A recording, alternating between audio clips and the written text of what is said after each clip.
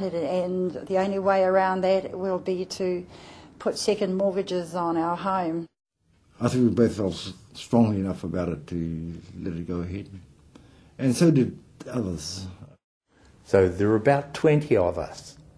And obviously he'd run, around various people to meet him at the bank.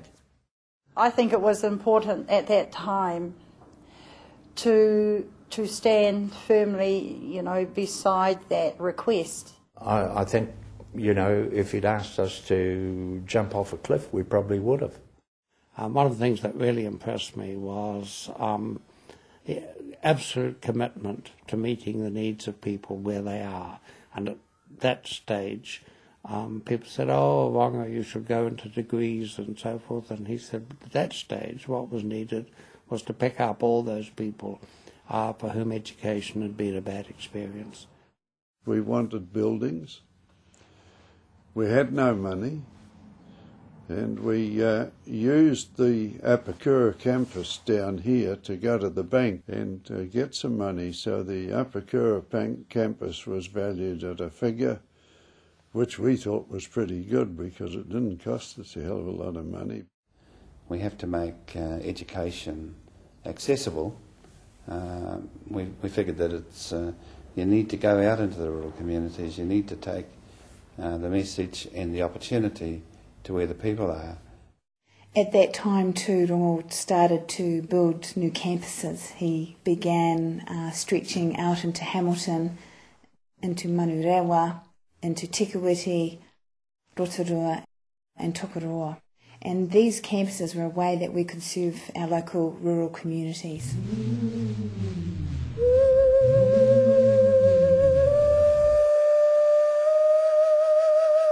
An inspiration that came a bit later with Buck Nun, who sort of gave me the view that we could actually go further than just an arts centre, that we could develop into a tertiary institution that could be funded by the Crown, that would give us a lot more punch and vigour and achieve a more wider impact in the nation and beyond the shores of New Zealand. He always talked about the Pan-Pacific.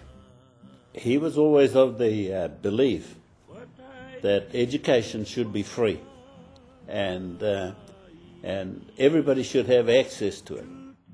He was really disappointed at the lack of achievement of Māori in the Pākehā education system, and he knew that something had to be established to help with that. It should not be funded privately or anything like that. It was the responsibility of the government to provide that.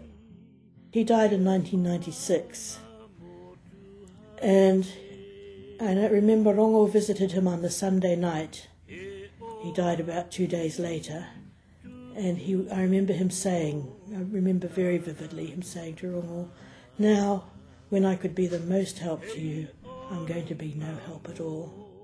Many submissions were done by Buck, and that was that was free. He did it because he wanted to make it happen. We finally became a wānanga, and suddenly you could see the growth, but he was never there to partake in it, to benefit from what we have now.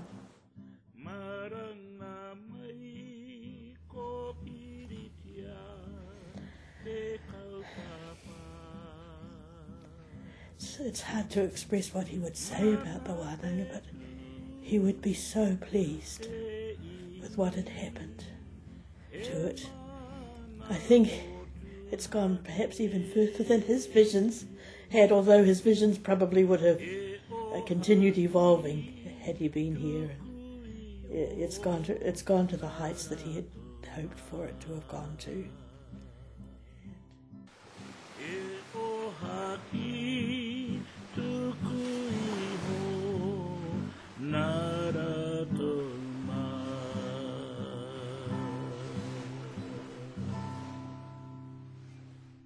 We went to a poke in Wāhi, Rongo and myself. We were sitting there outside, just before lunch it was, and The Minister of Education was there, Lockwood Smith. Tainui were putting forward their claim through the Waitangi Tribunal. And I think that Dr. Lockwood Smith mistakenly thought that Te Wānanga o Aotearoa was part of Tainui. But of course, that's not the case. So after lunch, he gets up and straight away he talks about registering 2 Maori organisations as tertiary, full tertiary facilities. One was Te Wānanga o Aotearoa and the other was Te Wānanga o Raukawa. Well, after 6 years of proposals after proposals after proposals to government, they finally conceded. And I thought that really all our problems would be over at that stage. 1994, when we were given the status of Wānanga, I knew that at that particular stage, the Wānanga had not got an establishment grant. Now, in 1986, I was appointed chief executive of a polytech in Porirua, and I had the job of starting it up.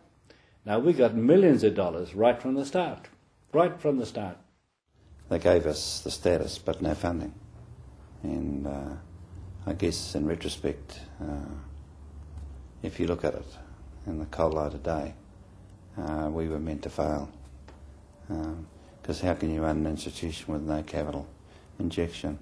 Every other tertiary institution in the country has substantial funding from the Crown, particularly the universities and the polytechnics in Wānanga were supposed to exist and make an impact with no funding. I believe it was a reasonable compromise, although I recognise it meant there was then a further battle to achieve capital funding. But I don't feel bad about it, because given the fiscal crisis at the time, it was either a compromise or nothing. Until finally, Rongo Wetere, in his anger, says, let's march on Parliament. And we did. And that started the ball rolling.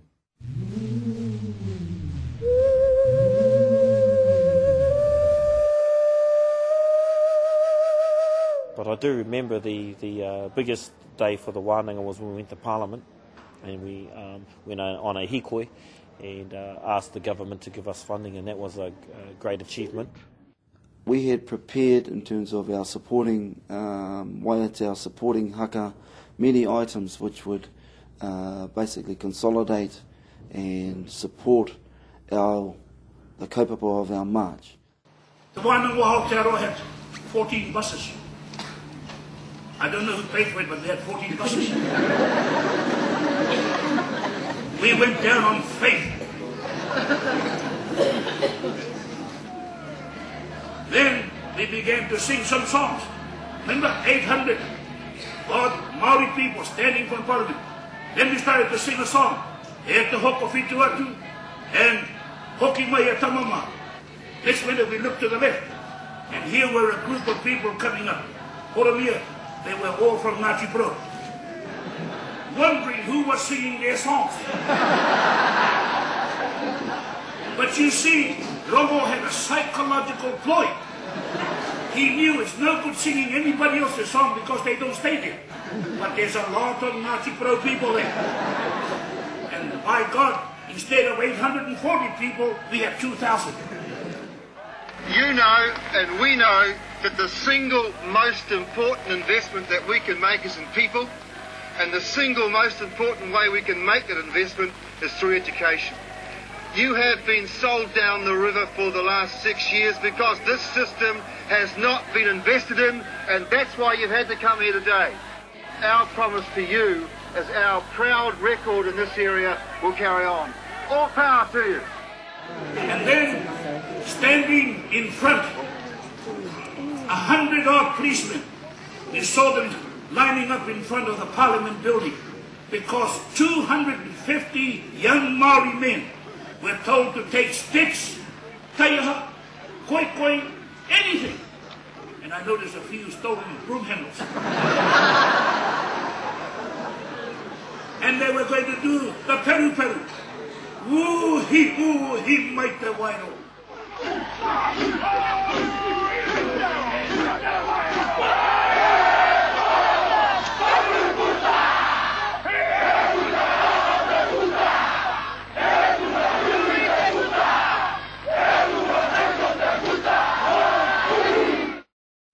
We were able to go to the Waitangi Tribunal and be heard, and they gave a judgment and recommendations.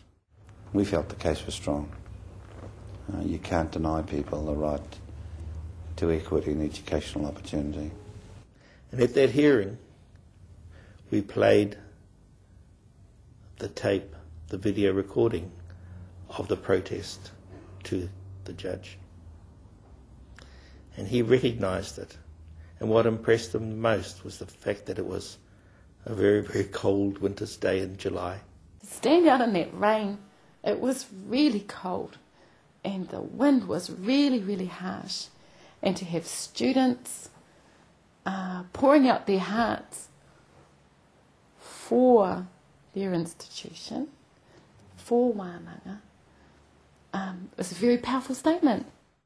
That had an effect on him and on his judgment. And he placed our case at the front of the pile. And the next step for us was to take that to the High Court. But the government, in their wisdom, sat down with us and negotiated a settlement. Kia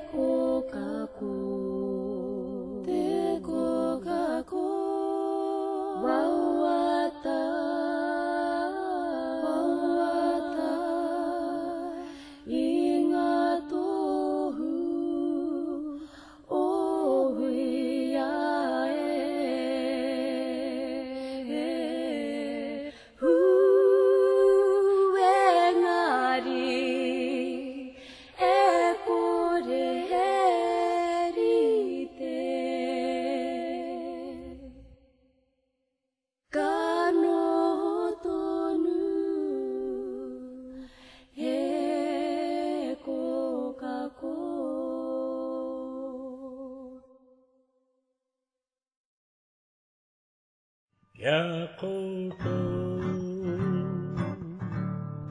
kia orara, naku,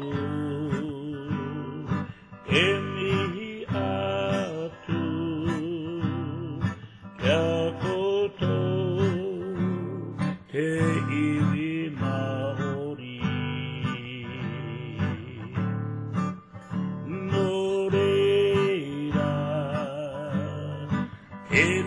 Te mihi, ia koutou, kia orara, atangi te manu, ti ori ori, atangi te ngako tangapa.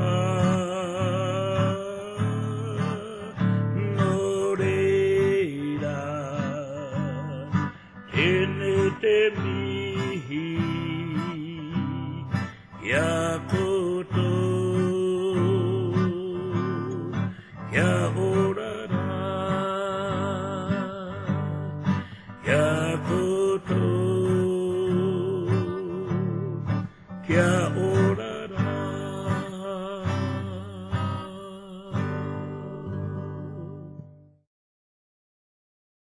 We've had a dedicated team in the establishment. We've had loyal students that wanted to succeed. And probably as an organisation, if you consider the whole, a whole lot of people did it together. There's been people who have made contributions in terms of voluntary effort, voluntary time, development of course curriculum, just assistance to get development off the ground when there was no government funding, and to keep the vision in place to make a difference. And without that huge support, we certainly wouldn't be here today.